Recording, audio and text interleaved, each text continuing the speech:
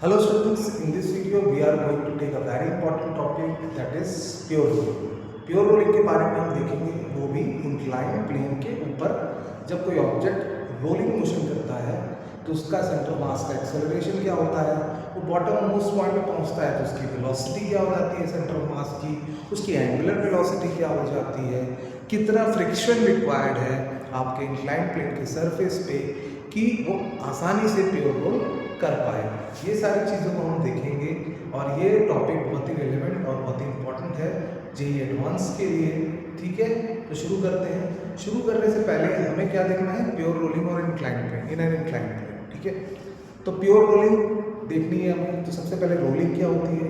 Rolling motion इस तरीके का मोशन है कि अगर कोई ऑब्जेक्ट रोटेट करते हुए आगे बढ़ रहा है, रोटेट भी कर रहा है, ट्रांसलेट भी कर रहा है, जस्ट लाइक कार के जो टायर्स होते हैं वो रोटेट भी करते हैं और आगे भी बढ़ते हैं। तो the combination of rotation plus translation is called as rolling motion. ठीक है, तो ये तो हमें पता है। अब ये रोलिंग मोशन प्योर रोलिंग कब बनता है। प्योर रोलिंग ये तब बनता है जब आपका ये रोलिंग मोशन कर रहा हो तो जो पॉइंट ऑफ कॉन्टैक्ट है ग्राउंड से, इस आपके ऑब्जेक्ट का पॉइंट ऑफ कॉन्टैक्ट है ग्राउंड से, जिसके बेसिस पे ये आपका रोलिंग मोशन कर रहा है, ये पॉइंट ऑफ कॉन्टैक्ट आपका क्या होना चाहिए, जीरो वेलोसिटी पे होना चाहिए। इसकी वेलोसिटी जीरो होनी चाहिए, स्पीड जीरो होनी चाहिए। ये इंस्टेंट ऑफ टाइम पे, एट अ सर्टेन इंस्टेंट पे ऐसा लगे कि यहाँ पे आपका फिक्स्ड है, ये ऑब्जेक्ट जो रोलिंग मोशन कर रहा है एट अ सर्टेन इंस्टेंट पे आपको लगे कि ये फिक्स्ड है।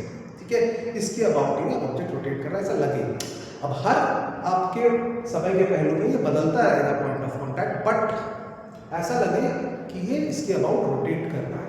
ठीक है, और अब इसके अबाउट रोटेट कर रहा है ऐसा लगे तो ये जहाँ पे भी पॉइंट ऑफ कॉन्टैक्ट है वो सिर्फ रखे। ठीक है, यहाँ पे आपके ऑब्जेक्ट और ग्राउंड के बीच में स्लिपिंग ना होगा। तो एक बार डायग्रामेटिकली इसको देख लेते हैं हम। जैसे कि आपका ऑब्जेक्ट रखा है, रोलिंग के on a surface which doesn't have any friction also, तो हो सकता है। तो ये जो पॉइंट ऑफ कॉन्टैक्ट है यहाँ पे आपका स्लिपिंग नहीं होनी चाहिए, no slipping.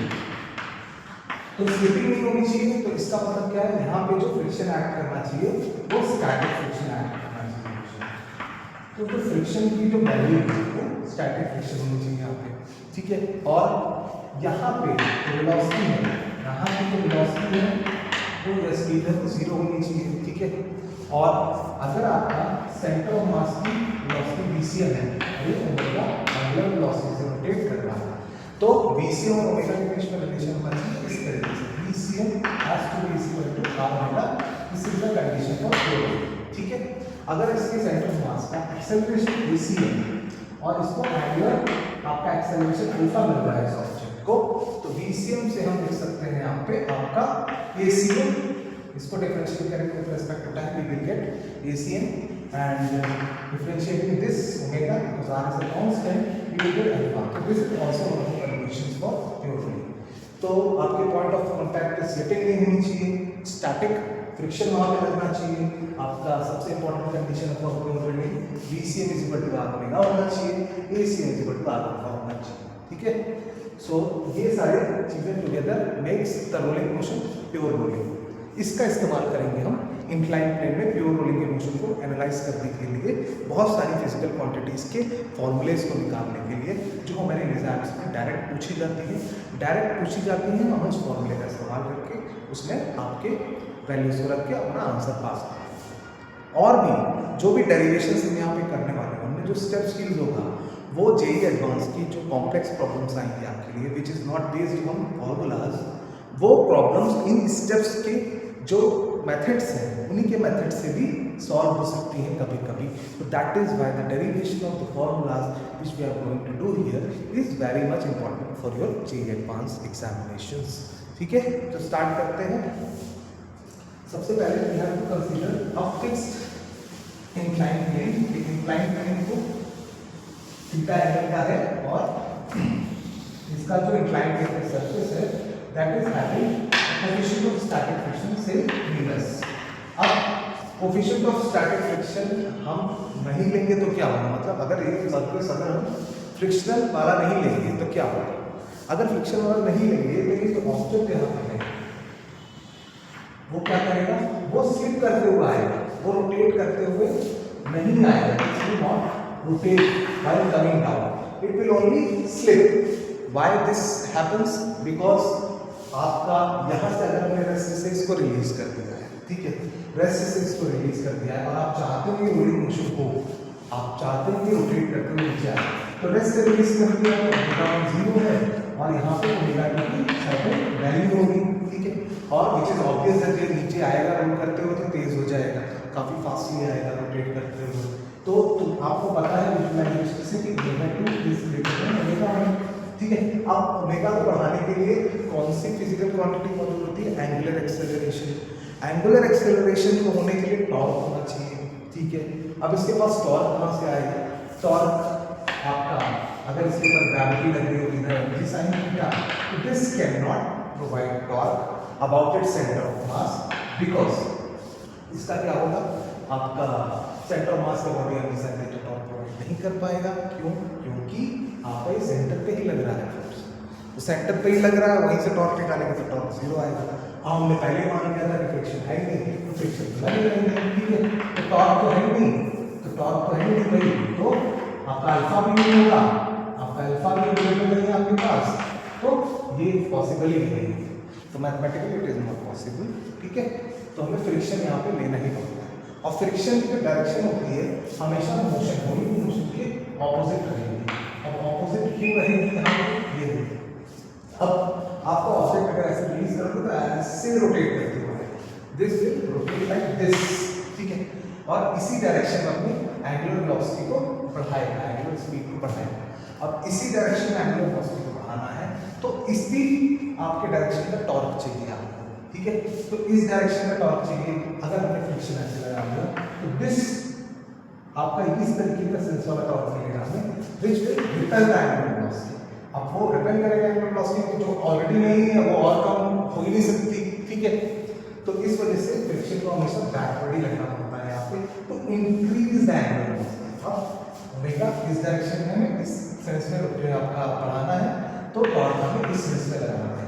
To get the torque in this sense we have to apply friction force in this direction, so that centre of mass के टॉर्क का सेंस हमें ये मिल जाए, ठीक है। ये हो गया। अब हम एनालाइज करते हैं, कुछ चीजें हमने यहाँ पे देख ली, अब उन चीजों को एनालाइज करते हैं कि क्या क्या हो सकता है। तो सबसे पहले हम कोई भी ऑब्जेक्ट ले सकते हैं, डिस्क ले सकते हैं, रिंग ले सकते हैं, सॉलिड स्फीयर ले सकते हैं, हॉलो स्फीयर ले सकते हैं, सिलेंडर ले सकते हैं, सॉलिड और hollow, these kind of things which we can take, ठीक है। तो हम कोई भी ऑब्जेक्ट रैंडम ऑब्जेक्ट ले लेते हैं, इसका moment of inertia centre of mass के अबाउट हम मान लेंगे बाय डूइंग द कैलकुलेशंस, ठीक है। अब इसका हमें coefficient of static friction surface का माइनस ले दिया है, ठीक है। अब ये क्या कर रहा है, हमको रेस्ट से रिलीज किया है, ठीक है, रेस्ट से रिलीज कर दिया है और फ्रिक्शन इसके पास पीछे लगेगा, ये हमने देख लिया था ऐसा क्यों हो रहा है, ठीक है। उसके बाद इसके सेंटर पे, इसका रेडियस r है, इसके सेंटर पे आपका mg sin थीटा फोर्स इस डायरेक्शन में लगेगा, नॉर्मल फोर्स आपका सरफेस के परपेंडिकुलर लगेगा तो सेंटर से जाएगा, ठीक है। और इस वजह से आपको ग्रेविटी का कंपोनेंट नॉर्मल के जस्ट ऑपोजिट लगेगा mg sin थीटा, ठीक है।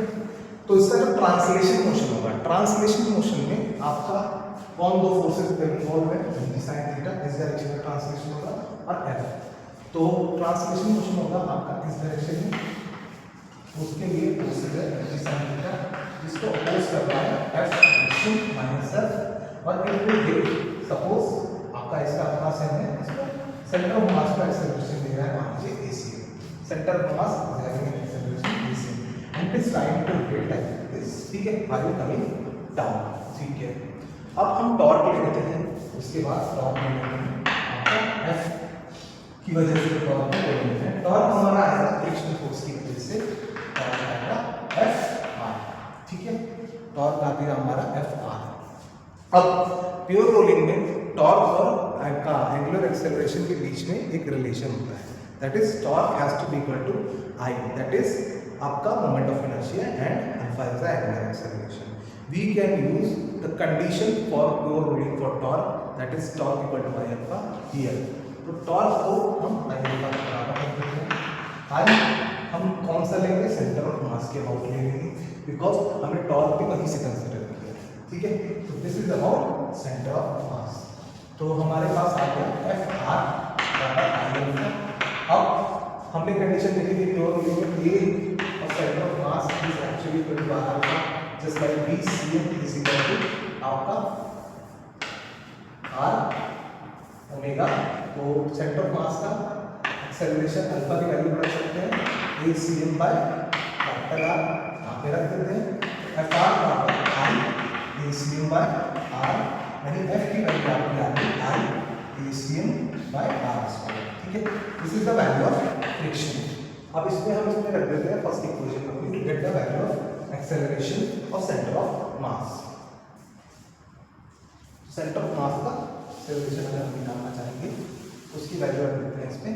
तो M G sine theta minus F equal to M, आप ए सी एम है हमारे मुझे एफ की वैल्यू रखनी है, तो M G sine theta is equal to M A C M plus F की वैल्यू रखते हैं M G sine theta M A C M I A C M by R square, ठीक है।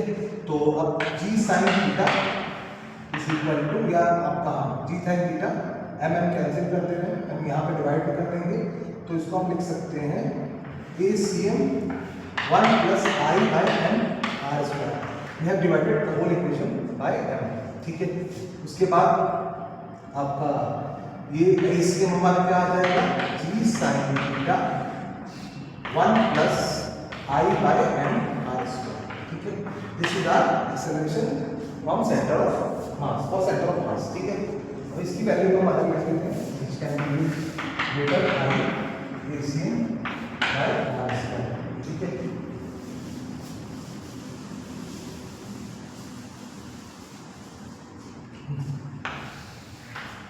अब A C M G sine theta 1 plus I by R square, I 1 plus I by R square को बड़े हम एक नई entity के form में लिख देते हैं, नए एक वेरिएबल के फॉर्म में लिख देते हैं। कैसे, देखो इसके साथ क्या है, जैसे A C M equal to G sine theta into 1 by 1 plus I by R square in terms of radius of gyration I equal to M K square लिख लेते हैं, I equal to M K square G sine theta into 1 by 1 plus M K square by M R square हो जाएगा। हमें cancel हो जाएगा तो ए C M आ जाएगा G sine theta into 1 by 1 plus K square by R square, इसको हम बोल देते हैं बीटा, ठीक है। तो ए सी हमारा आ जाएगा G sine theta into beta, तो ये बीटा हमारा आ गया 1 by 1 plus K square by R square, ठीक है। तो बीटा तो ए सी भी आ गया हमारा, यहाँ पे लिख देते हैं इस सेंटर ऑफ मास का हमारा एक्सप्रेशन आ गया जी साइन थीटा इनटू बीटा, ठीक है। अब तो ए सी आ गया हमारा, फ्रिक्शन की वैल्यू आ गई, फ्रिक्शन फोर्स कितना लगेगा इन terms of acceleration of centre of mass, meaning acceleration of centre of mass increases the value of friction increases, ठीक है। बट अगर आपसे कोई पूछे कि यहाँ पे फ्रिक्शन की मिनिमम वैल्यू कितनी होनी चाहिए टू गेट प्योर रोलिंग करने के लिए, यहाँ फ्रिक्शन की कम से कम कितनी वैल्यू, कम से कम कितनी वैल्यू हो, ठीक है। हर एक वैल्यू में प्योर रोलिंग नहीं करेगा, किसी का स्लिप करके आ जाएगा अगर फ्रिक्शन बहुत कम हो, तो मिनिमम वैल्यू कितनी चाहिए इस सरफेस को for an object to have a pure rolling motion, उसको देखते हैं, ठीक है। अब हमने एक बात डिस्कस की कि कांटेक्ट पॉइंट पे स्लाइडिंग नहीं होना चाहिए, स्लाइडिंग नहीं होना चाहिए, वहां पे हमेशा क्या रहना चाहिए, आपका स्टैटिक फ्रिक्शन रहना चाहिए।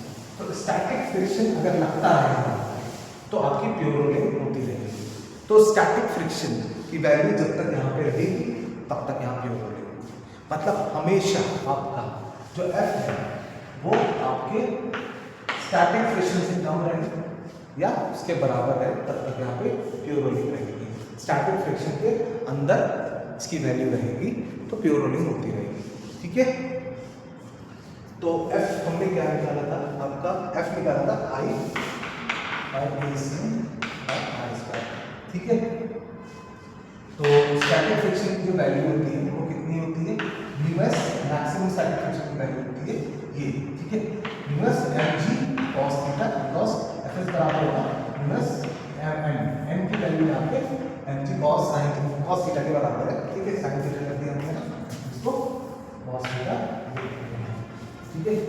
तो ACM की वैल्यू निकाल चुके हैं, ACM की वैल्यू लिख देते हैं g sin थीटा भी g sin theta into beta by r square, और हमारा इनवर्स mg cos थीटा है,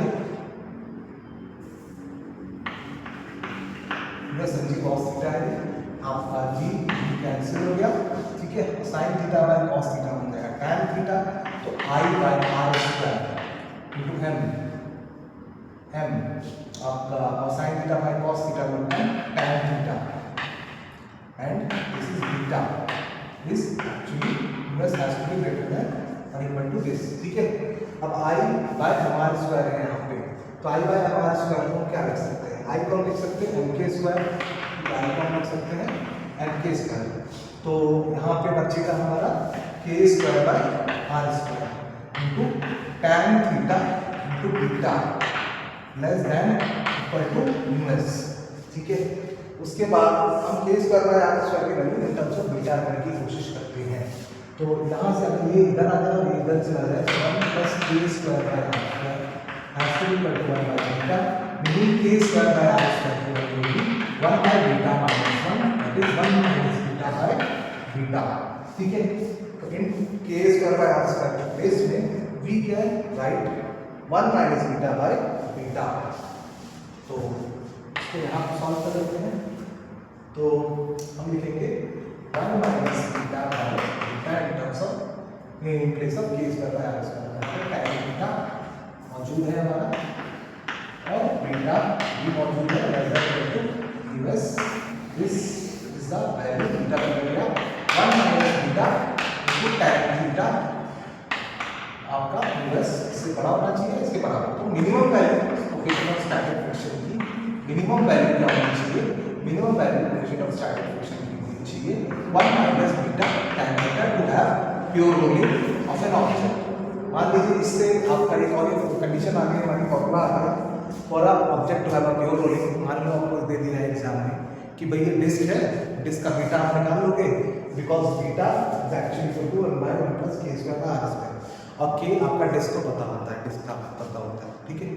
तो डिस्क का आपको दे दिया है, ठीक है, डिस्क दे दिया और बोल दिया ये कोएफिशिएंट ऑफ स्टैटिक फ्रिक्शन है इस सरफेस का, बताओ ये डिस्क इस पे रोल करेगा कि नहीं, प्योर रोलिंग करेगा कि नहीं। तो आप डिस्क के लिए न्यूज की वैल्यू tan थीटा थीटा दे रहे हैं इंक्लाइन प्लेन पे, इंक्लाइन प्लेन का ये एंगल है, हम डिस्क यहाँ से ऊपर से आपका रिलीज कर रहे हैं, और जस्ट टेल अस कि आपका ये प्योर रोल करेगा कि नहीं करेगा, ठीक है। हम यूएस की वैल्यू दे देंगे वहाँ पे, तो उस सरफेस के लिए आप निकाल सकते हैं कि मिनिमम कोएफिशिएंट ऑफ फ्रिक्शन कितना होना चाहिए डिस्क के लिए आपका, अगर उसको प्योर रोल करवाना है, तो ये थीटा आपको दिया रहेगा, आपका बीटा आप निकाल सकते हो, तो उस सरफेस के लिए आप यूएस मिनिमम निकाल सकते हो डिस्क के लिए कितना होना चाहिए कि प्योर रोलिंग करें। अगर जो वैल्यू दी है क्वेश्चन में कि यूएस की ये वैल्यू है और आपकी कैलकुलेटेड वैल्यू उससे आपकी कम आई, तो आपका क्या होगा, प्योर रोलिंग होगा कि नहीं होगा, प्योर रोलिंग आपका, तो प्योर रोलिंग होगा कि नहीं होगा, प्योर रोलिंग आपका कैसे डिसाइड करो, जैसे एग्जांपल ले लेते हैं, अगर ये पॉइंट में कुछ दूर गया तो जैसे आपको दिया है यूएस 0.7 दिया है और यूएस मिनिमम आपने निकाला कि भाई यूएस मिनिमम आया 0.6, ठीक है। इतने में अगर कोएफिशिएंट ऑफ स्टैटिक फ्रिक्शन होगा तब ये रोलिंग होगी, तो उससे ज़्यादा प्रोवाइडेड है तो होगी प्योर रोलिंग, ठीक है। तो इस तरीके से आप सॉल्व कर सकते हैं। अब एक और चीज़ है यहाँ पे जो हम नेक्स्ट वीडियो में डिस्कस कर लेंगे, ठीक है। That's it from this video.